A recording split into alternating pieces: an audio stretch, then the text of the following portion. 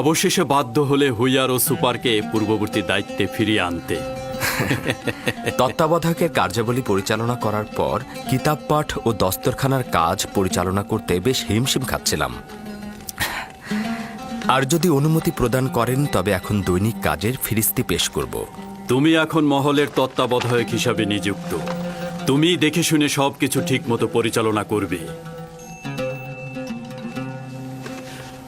আমাকে ফিরিস্তি পেশ করার কোনো দরকার নেই। আমি তোমাকে বিশ্বাস করি। আশা করছি আমি আপনার বিশ্বাসের মর্যাদা রাখতে পারবো। কর্মদক্ষতা রয়েছে, যদি না থাকতো তাহলে এ পর্যায়ে পৌঁছাতে পারতে না। চিরুনি যদি শিথিল মাঝখানে পড়ে, চুলগুলো এমনিতেই সুবিন্যস্ত হয়ে যায়।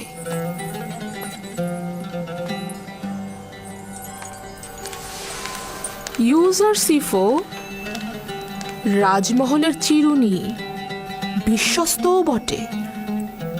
আজব ব্যাপার। জুলেখা এমন অভিজাত ও দাম্ভিক নারী যে সচরাচর কারো প্রশংসা করে না। সে তোমার তারিফ করছে।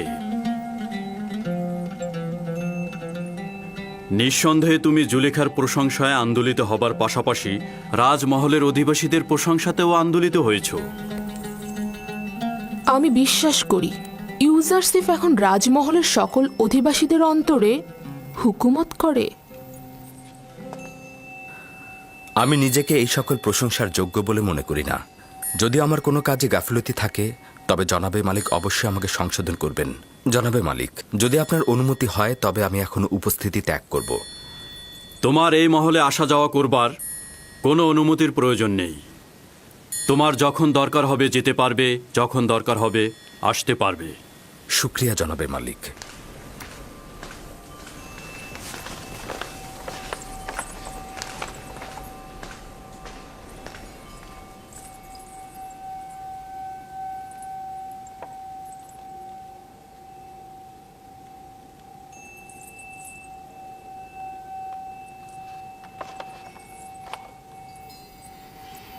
কিছু কি ঘটেছে?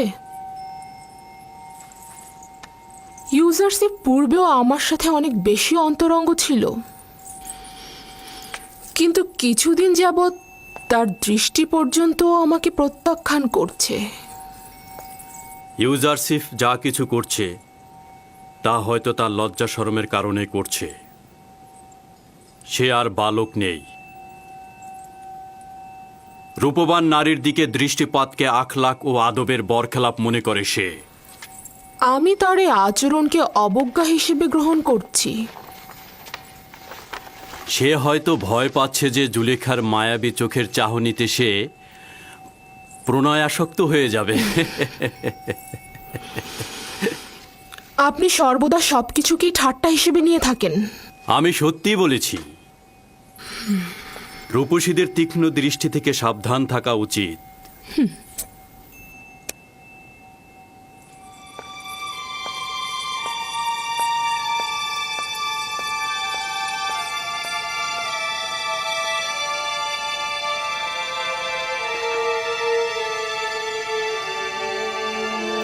জুলেখা ও ইউজারশিফের আচরণ স্বাভাবিক ছিল না। এমন কিছু কি হয়েছে যা আমি জানি না?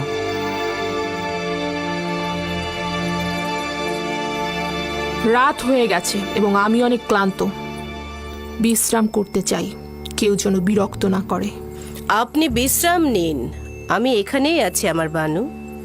প্রয়োজন নেই, তুমি এখন যেতে পারো।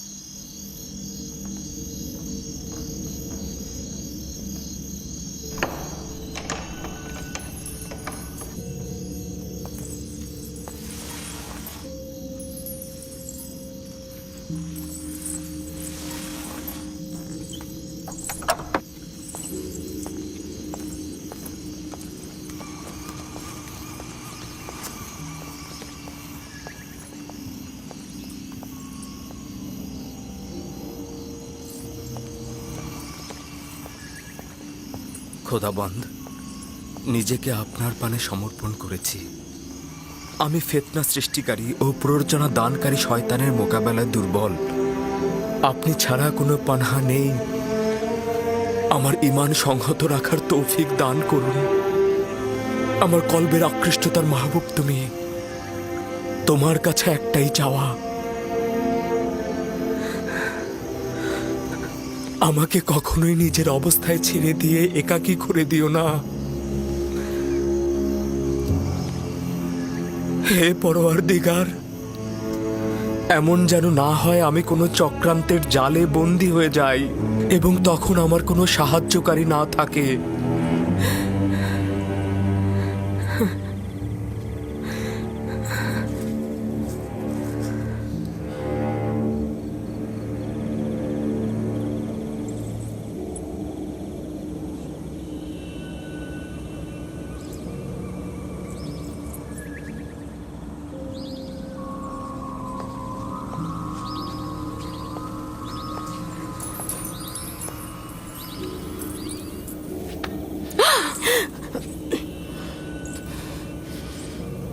নাদান হস্তি, আমার জানের কসম, তুমি কি চাও? কেন আমার থেকে তুমি দূরে থাকছো না? আমাকে ভুল বুঝবেন না আমার বানু, আমি তো আগেই বলেছিলাম ও ভিন্ন খোদার অনুসারী। এখন দেখলেন তো, ও আমাদের খোদার ইবাদত করে না, ও একজন কাফের। আমাদের এখন অবশ্যই উচিত হবে আমনের প্রধান ধর্মগুরু অজ্ঞামোহরকে এখানে নিয়ে আসা এবং ওকে একটা উচিত শাস্তি করো।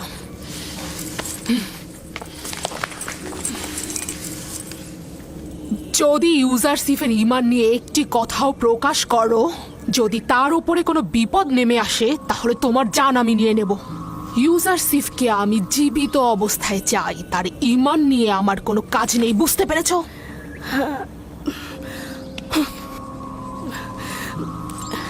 কিন্তু আমার বানু, আমি তো আপনাকে নিয়ে মহাচিন্তিত। সে তো আপনার ঈমান ধ্বংস করে দেবে। এটা তোমার না ভাবলেও চলবে। তুমি আমার সেবিকা, আমার প্রতি অনুগত থাকো। আর যদি এই আচরণেই অবিচল থাকতে চাও, তাহলে আমাকে বলো, আমি আমার নিজের কর্মপন্থা নির্ধারণ করে নেব। তাই হবে, তাই হবে। না আমি ইউজারসিফের কিছু দেখেছি, না আমি কিছু শুনেছি। ইউজারসিফের সব রহস্যই থাকবে।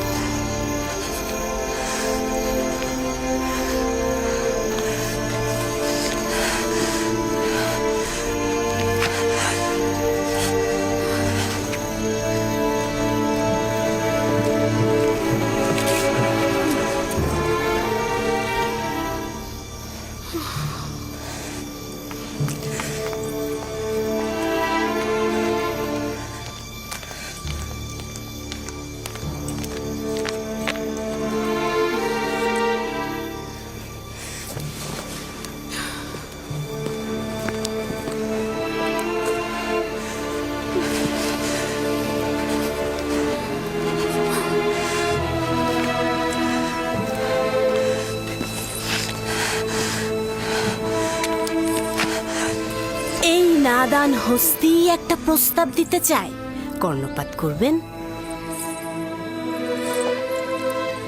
আমার বানু, কেন ইউজারসিফের মতো নিজের খোদার নিকট আপনি পানাহা চাইছেন না? যেটা মনে মনে চাইছেন সেটা কেন আমনের কাছে চাইছেন না?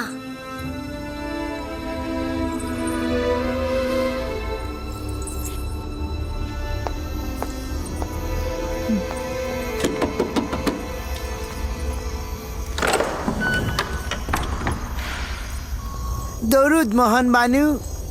এই গভীর রাতে কি মনে করে? ইবাদতের জন্য এসেছি।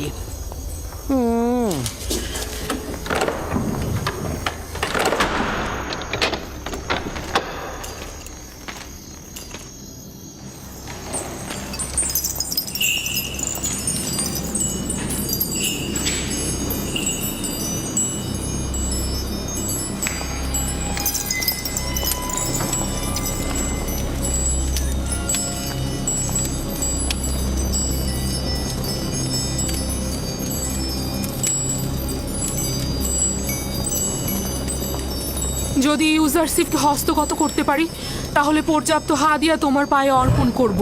তুমি ব্যতীত আমার তো আর কোনো খোদা নেই, আমাকে সাহায্য করো।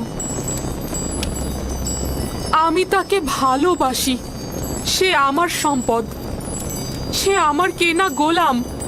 কিছু একটা করো যেন সে আমার ফরমানের ওপর তার আনুগত্য স্বীকার করে। আমাকে সাহায্য। হয়েছে সম্মানিত বানু?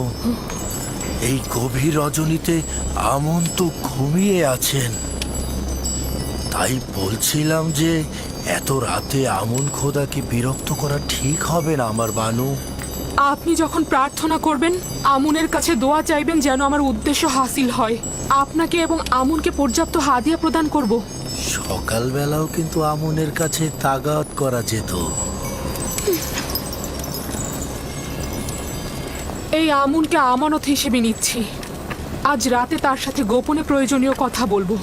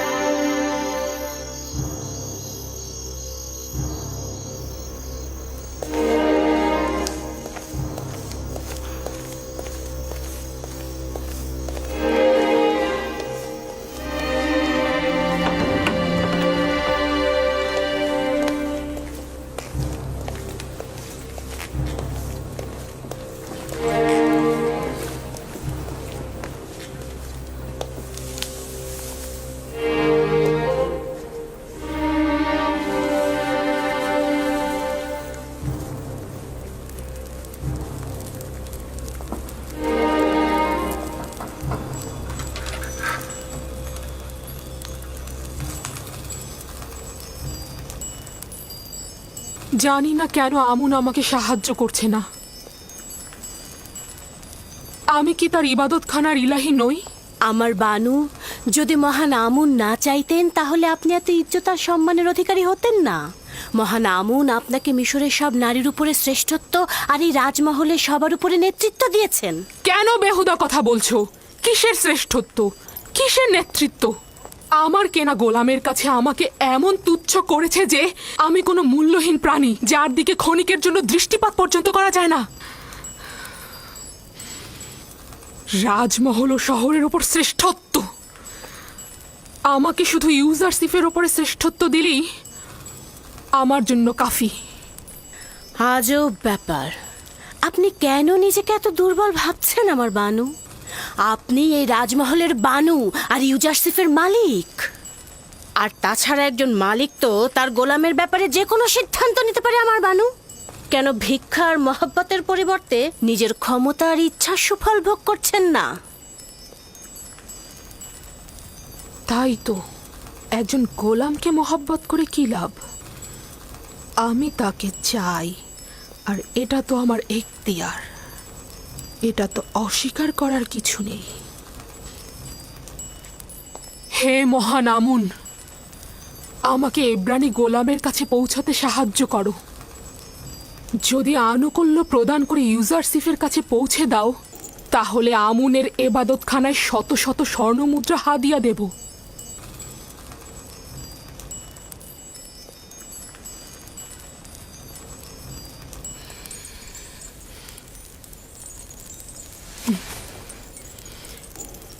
এই কামরাকে সর্বোত্তম উপায়ে সজ্জিত করো, তারপর আমাকে খবর দাও।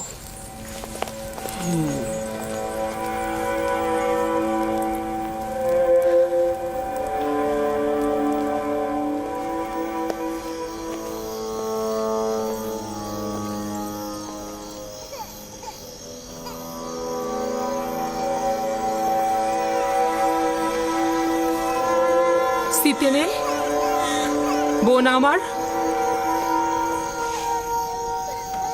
সিতেনে,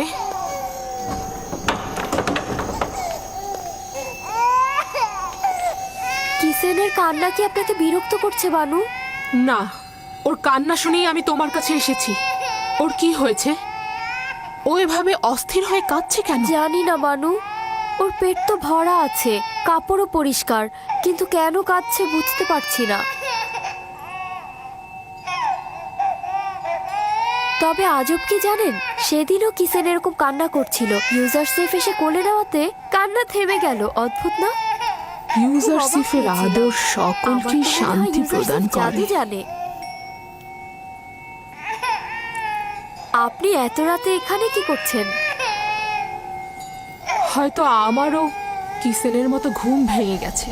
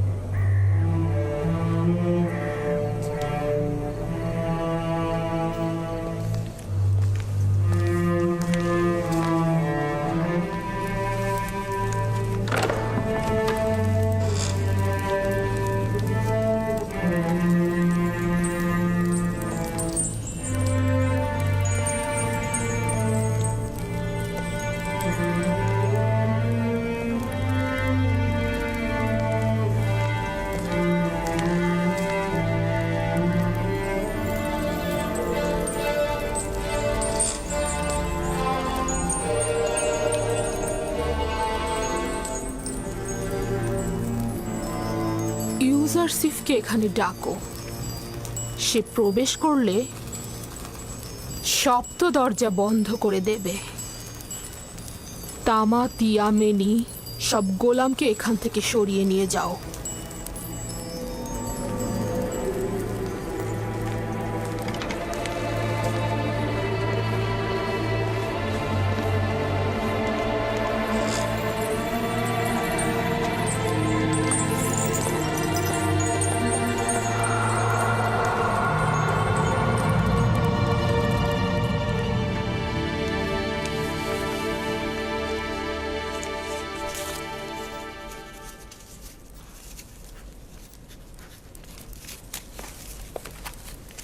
বানু জুলেখা আপনাকে তলব করেছেন।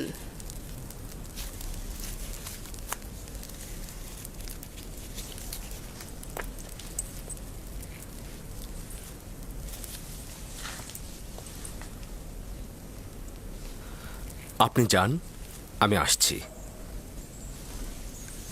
ঠিক আছে, তাহলে আমি সপ্ত দরজার নিকট অপেক্ষায় থাকলাম।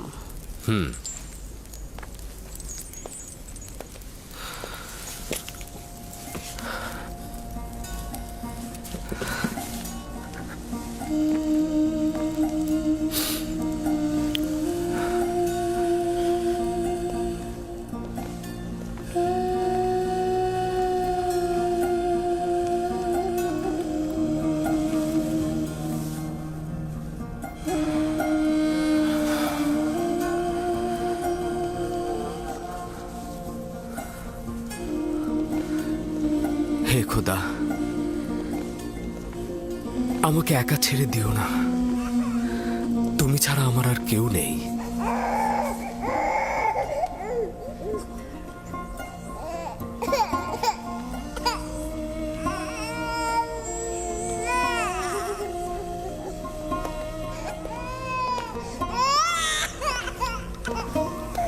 কি ব্যাপার সিতেনে? কিসেন আবার কেন এইভাবে কান্না করছে? আমি জানি না কি হয়েছে ওর। আমার মনে হয় আপনার ছোঁয়া পেলেও শান্ত হয়ে যাবে।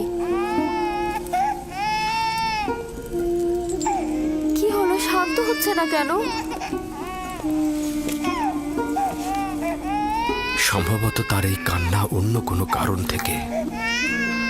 সম্ভবত তার নাজুক রুহ অলক্ষণে কোনো ঘটনার পূর্বাভাস পেয়েছে।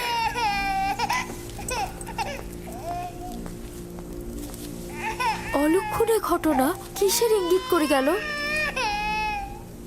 কিসেন কি তাহলে সেই কারণেই কান্না করে যাচ্ছে?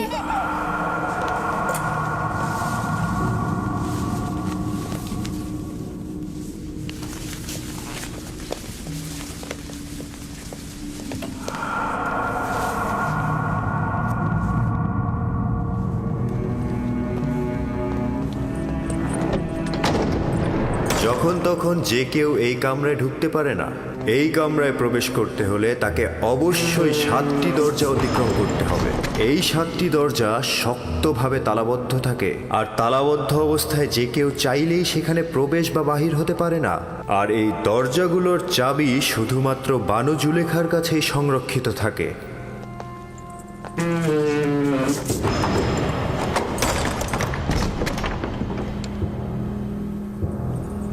বানু জুলেখার আদেশ।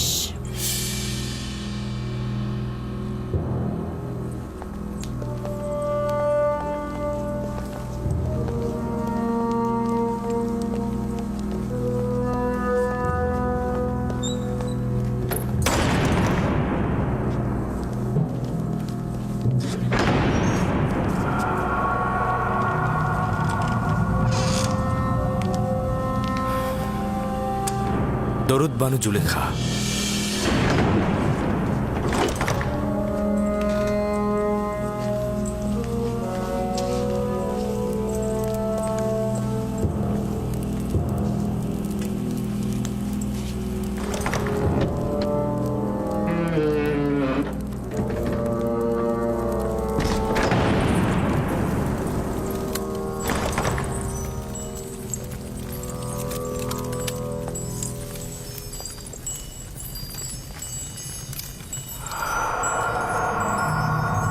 তুই অবগত রয়েছিস যে তুই আমার গোলাম? জি আমার বানু। এবং জানিস যে একজন গোলাম অবশ্যই তার মালিকের প্রতি আনুগত্য প্রকাশ করবে। এখন পর্যন্ত কোনো অবাধ্যতা দেখেছেন কি?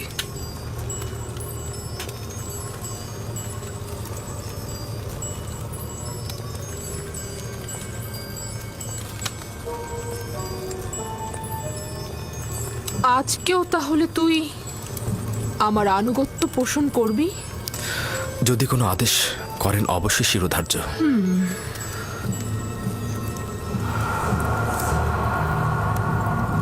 আজকে আমি নিজেকে তোর জন্য প্রস্তুত করেছি। খোদা তোমার কাছে পানা চাই। আপনি আমার কাছে কি চাচ্ছেন? খেয়ানত কি? আমি তো বলেছি আপনার কাছে সারা জীবন অনুগত থাকবো আমি, কিন্তু অনুগত আর বিশ্বাসের খেয়ানতের মধ্যে ভিন্নতা রয়েছে। আপনি আমার কাছে কি চাচ্ছেন? আমি তোর কাছে তোকে চাই। আপনার প্রতিদেবতার কাছে আমি বিশ্বস্ত। তিনি আমাকে মহব্বত করেন, তিনি আমাকে উন্নত স্থান দিয়েছেন। তার বিশ্বাসে খেয়ানত করব? আমাকে মহব্বত প্রকাশ করলে তাতে আমি তো খেয়ানতের কিছু দেখছি না। আমি আপনারও আপনার স্বামীর কাছে কৃতজ্ঞতা জ্ঞাপন করছি, কিন্তু তার মানে তো এই নয় আপনার মহব্বতের প্রতিদান দিতে গিয়ে আমি গুনার সাগরে ডুবে যাই। তুই আমার কাছে ঋণী। অবশ্যই তুই আমার মহব্বতের প্রতিদান দিবি, এবং একজন গোলাম হিসেবে তুই বাধ্য আমার আনুগত্য পোষণ করতে। যিনি আপনাদের দয়া আমার উপর বর্ষণে সাহায্য করেছেন তিনি হচ্ছেন আমার খোদা। সে কারণে আমি আপনাদের চাইতে বেশি এবং আপনাদের থেকে পূর্বে তার কাছে ঋণী। আমি নিজেকে ইজ্জতের তুঙ্গ থেকে তুচ্ছ অবস্থানে নিয়ে এসেছি যাতে তোকে হস্তগত করতে পারি। আমি অধিকার ছাড়বো না। আমি আমার ঈমান ও নিজস্ব চরিত্রকে সাময়িক কামনা বাসনার কাছে বিসর্জন করব না। আমি আর তুমি ছাড়া এই ঘটনা কেউ জানবে না। কিন্তু খোদাবন্দের নজর থেকে এটা আপনি কি করে গোপন করবেন? ও, তাহলে খোদাকে নিয়ে এত ভয়? আমিও তার কাছে লজ্জিত। এটা তো কোনো ব্যাপারই না। তোমার দৃষ্টি সহ্য করতে পারবো না। আমাকে ক্ষমা করো হে মহান আমুন। সে আর আমাদের গুনার সাক্ষী নয়। আমার ভয় মহাপরাক্রমশালী ও প্রখর দৃষ্টি সম্পন্ন খোদায়। ওই হাতে তৈরি আমুনকে ভয় পাওয়া তো অজ্ঞতা ও মূর্খতা ছাড়া আর কিছুই নয়। তুই আমাকে অজ্ঞ ও মূর্খ বললি? আমি তোর মতো শত লোককে পায়ের নিচে পদদলিত করতে পারি। আমার ঘোড়াগুলোর বিষ্ঠা পরিষ্কার করার মতো যোগ্যতাও তোর নেই, আর তুই কিনা মহান আমুনের কাছে আনুগত্য প্রকাশ করাকে মূর্খতা বলছিস? আমি আদেশ করছি, তুই পালন করতে বাধ্য, আর তা না হলে তোর কবর এখানেই হবে।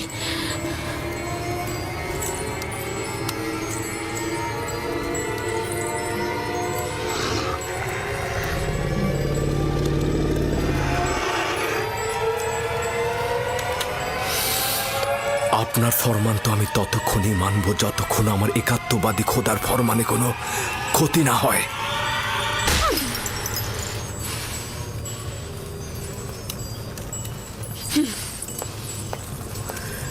এখন এর সর্বোত্তম জবাব হতে পারে তোমার ন্যায় একই কাজ আমারও করা। হে খোদা তাআলা, তুমি আমার একমাত্র সাহায্যকারী। হে খোদার নবী, একাত্মবাদী খোদার পক্ষ থেকে পয়গম, আমরা আপনাকে ছেড়ে যাব না। জুলেখার মোকাবেলা না করে নিজেকে সংযত রাখুন।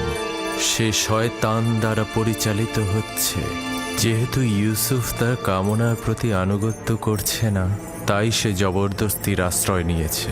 সে ক্রমাগত কৌশল করে যাচ্ছে। এটা শয়তানেরই ফাঁদ। পেছনের দরজা দিয়ে প্রস্থান করুন।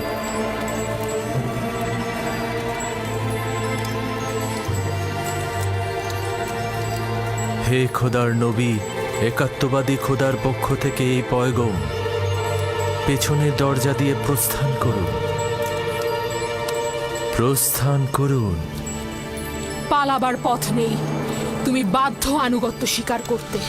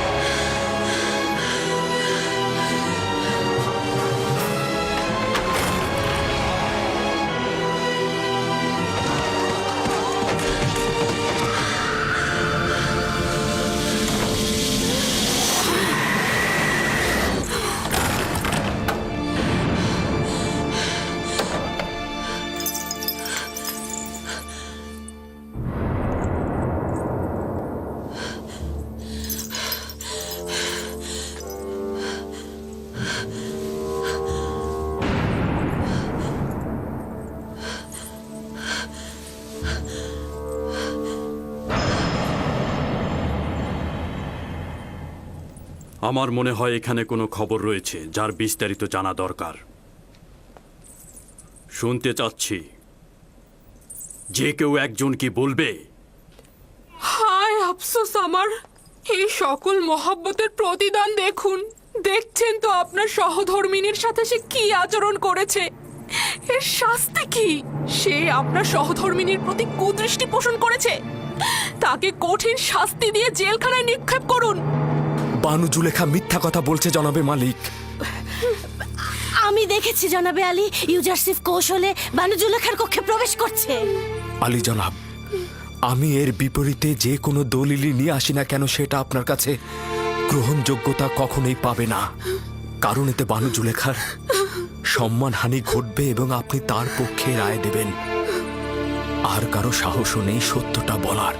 আপনিও নিশ্চয়ই সেটাই চাইবেন। এর থেকে বেশি ক্রোধের সৃষ্টি করো না। আমি দলিল ও সাক্ষী দেখতে চাই। আমি আসল গুনাহগারকে ধরতে চাই। আমার না আছে গুনাহ না করার কোনো দলিল, আর না আছে কোনো সেবিকা যে আমার পক্ষে সাক্ষ্য দেবে। সুতরাং তুমি দণ্ডিত। এর শাস্তি অবশ্যই পাবে। আমি এর জন্য প্রস্তুত রয়েছি জনাবে মালিক। তবে হাকিকত হচ্ছে সে আমাকে তলব করেছে এবং মিলনের ইচ্ছা পোষণ করেছে। আর এটা প্রমাণ করতে আমার নিজস্ব খোদা ব্যতীত আর কোনো সাক্ষী নেই। তুমি জুলেখার নির্জনতার সুযোগে প্রবেশ করেছ। করিমামা সাক্ষী রয়েছে। সকলেই জানে বানু জুলেখা অপরাধী, কিন্তু তার বিরুদ্ধে সাক্ষ্য দেওয়ার সাহস নেই কার। তোমার সাক্ষীকে হাজির করো এবং সাক্ষ্য দিতে বলো। খোদা ব্যতীত আমার তো আর কোনো সাক্ষী নেই। যদি আমাকে একাকে ছেড়ে দেন তো আমাকে সর্বাপেক্ষা কঠিন পরিস্থিতির মধ্যে পড়তে হবে। আপনি কি চাইছেন এই গোলামের কথা গ্রহণ করতে?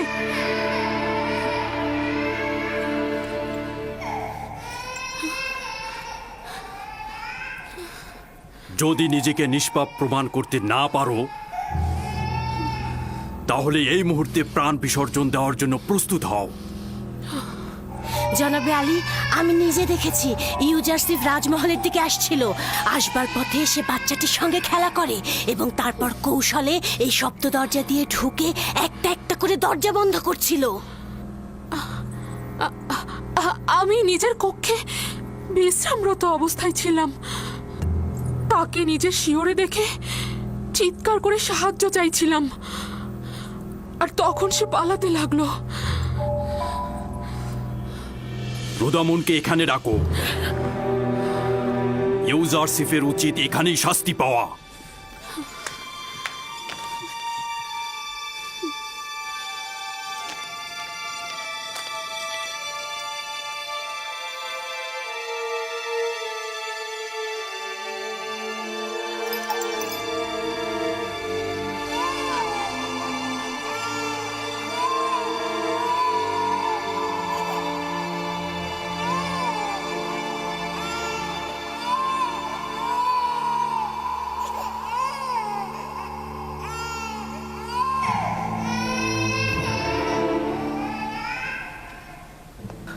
আমার সাক্ষী আছে।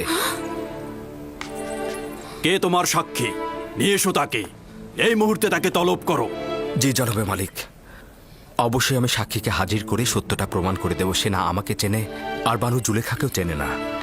সে না আমাকে সমর্থন করবে, আর এমনও নয় বানু জুলেখার সাথে তার কোনো দুশ্মনী রয়েছে।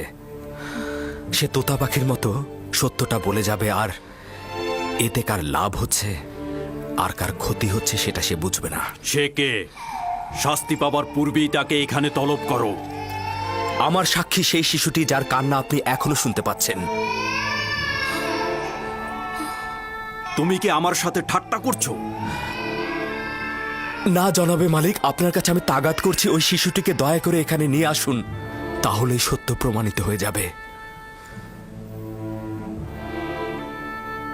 একজন নবজাতক সাক্ষী দেবে? সে তো এখনো কথা বলতেই শেখেনি। ঠিক আছে, বলুন তাকে নিয়ে আসতে।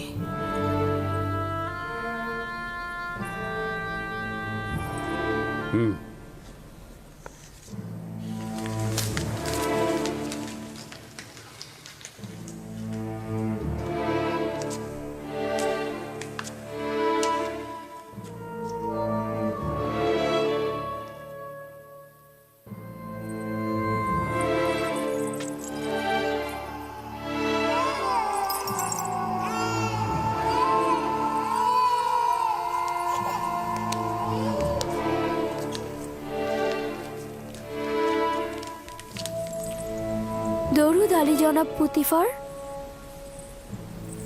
সে আমার ফুফাতো বোন সিতেনে এবং তার সন্তান কিসেন। বলো তাকে সাক্ষী দিতে। কিসেনে কথা বলো।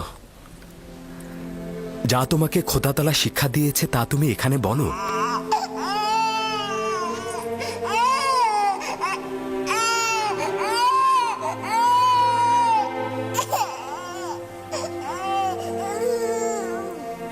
বলো কিসিনে।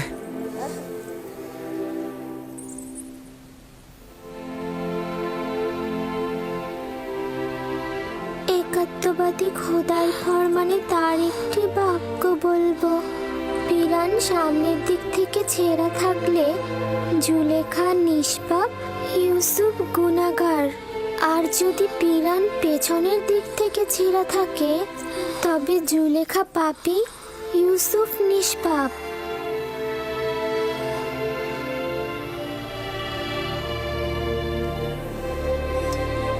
তুমি কি করে কথা বললে লক্ষ্মী সোনা আমার?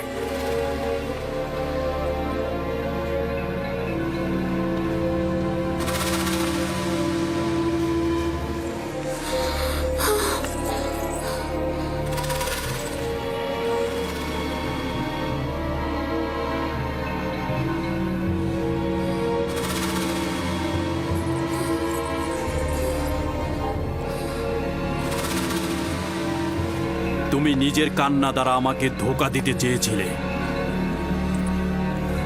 আসলে নারীদের প্রতারণার ফাঁদ খুবই বিশাল।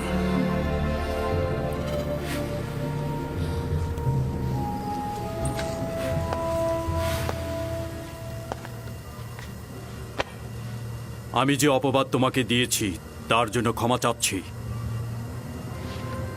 আশা করছি আমাকে আর জুলেখাকে ক্ষমা করবে এবং এই ঘটনা সব সময়ের জন্য গোপন রাখবে।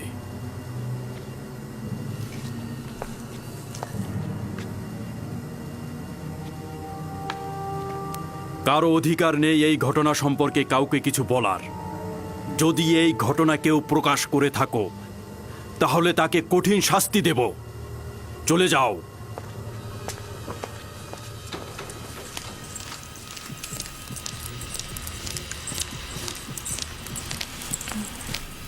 কি ঘটলো আমি তো কিছুই বুঝলাম না।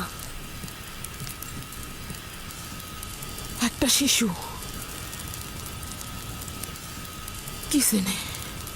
সিতেনের সন্তান, সে কথা বলেছে এবং সবকিছু প্রকাশ করেছে। একজন নবজাতক শিশু কি করে কথা বলতে পারে?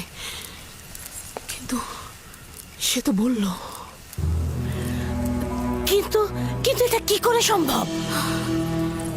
আমি জানি না। ইউজারসিফ তাকে বলতে বলল এবং সে সব সত্যি সত্যি বলে দিল। অবাক করার বিষয় হলো শিশুটি একত্ববাদী খোদার নাম করে কথা বলা শুরু করে দিল। এটা জাদু। যদি বাচ্চাটি কথা বলেও থাকে তার জাদু ব্যতীত আর কিছু না। ইউজারসিফকে যা দেখছেন সে আসলে তা নয়, সে জাদুকর। সে বাচ্চাটাকেও জাদু করে ফেলেছে। আমার বিপক্ষে কারো সাক্ষী দেওয়ার সাহসী ছিল না, শুধুমাত্র এই শিশুটি। বানু, সে জাদুকর। সে জাদুকর এবং সে সবাইকে জাদু করে ফেলেছে। আমি বন্ধ করো কারি মামা।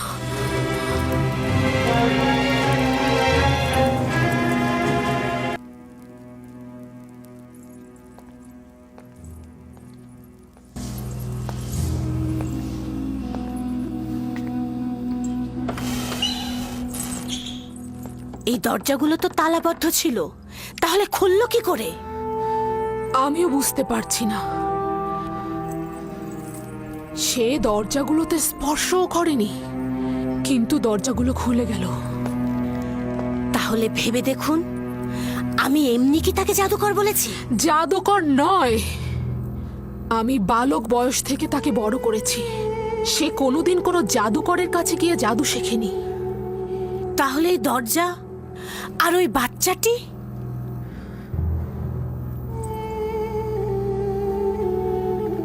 সত্যি তো। এই ইউজারসিফ কে?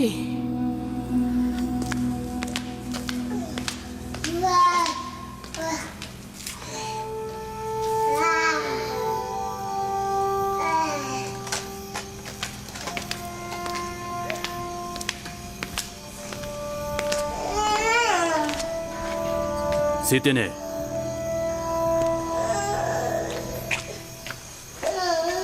দরুদ আলী জনাব পুতিফার। তুমি কিভাবে কথা বললে? আমার তো বিশ্বাসই হচ্ছে না।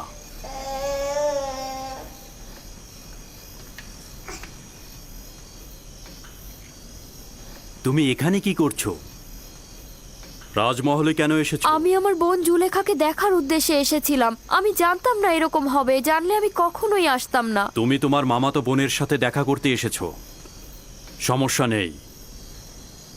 তুমি ও তোমার সন্তানকে শুকরিয়া জানাচ্ছি। তোমরা যদি না থাকতে তাহলে জুলেখার ধোকায় পড়ে একজন পবিত্র যুবকের রক্তে নিজের হাতকে কুলুষিত করে ফেলতাম।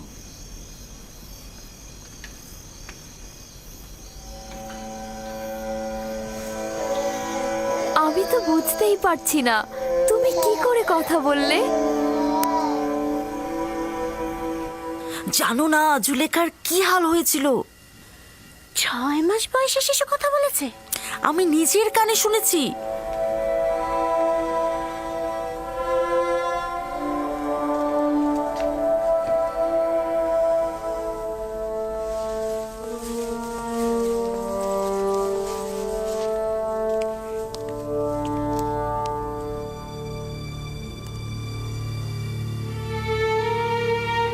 যদি এই খবর সর্বত্র ছড়িয়ে পড়ে তাহলে কি হবে?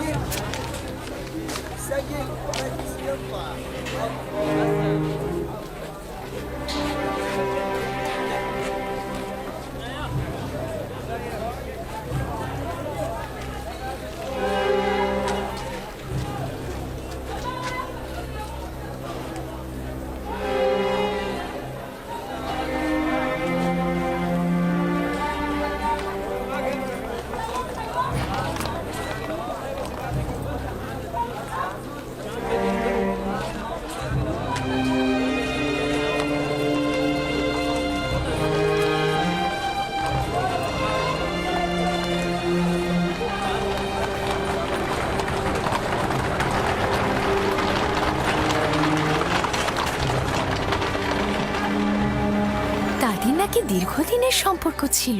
রাজমহলের ঘটনার সাক্ষী তো আমি নিজেই। যখন ইউজারসিফের কথা জিজ্ঞেস করলাম তখন জুলেখা অসন্তুষ্ট হয়ে মেহমানদের ত্যাগ করে চলে গেল।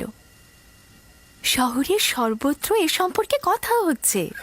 সে তো দাম্ভিকতা আর অহংকারের বলে মানুষকে সবসময় অবহেলা করেছে, আর এখন কিনা একটা গোলামের সাথে প্রেম করছে। ঠিক তাই, মিশরের প্রধান সেনাপতি পুতিফারের স্ত্রী জুলেখা নিজেকে একজন গোলামের কাছে সমর্পণ করেছেন, যার পূর্ব পরিচয় একজন ভেড়ার রাখাল। কি ভেড়ার রাখালের সাথে? তাহলে তো অবশ্যই প্রধান খাদেম মক্কা মোহরকে বিষয়টা জানানো উচিত। জুলেখা ও পুতিফারকে এবার কিন্তু এত সহজে ছেড়ে দেওয়া হবে না। ঠিক তাই, এটাই সুযোগ জুলেখা ও তার স্বামী পুতিফারের মর্যাদা একেবারে ধূলিসাৎ করে দেবার।